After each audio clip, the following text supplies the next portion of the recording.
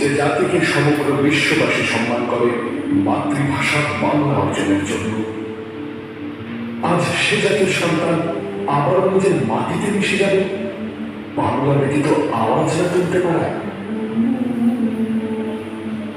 সেদিনের মতো আর কেউ করছে না, যখন জীবনের টান ভেঙে বেশি স্রোতে, কিন্তু অন্তরে বাংলার ঢেউ।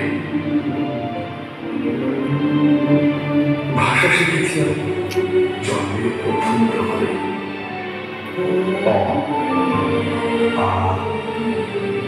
মা।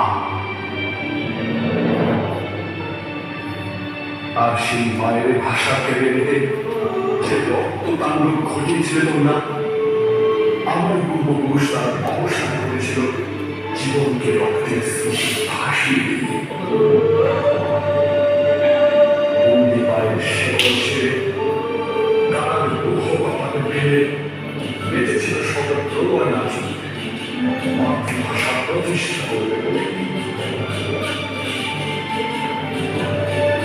আজ আমরা সঠিক আমাদের ভাষার সাথে বিশ্বায়নের জলোচ্ছ্বাসে পুরো পৃথিবী আমাদের বাসস্থান।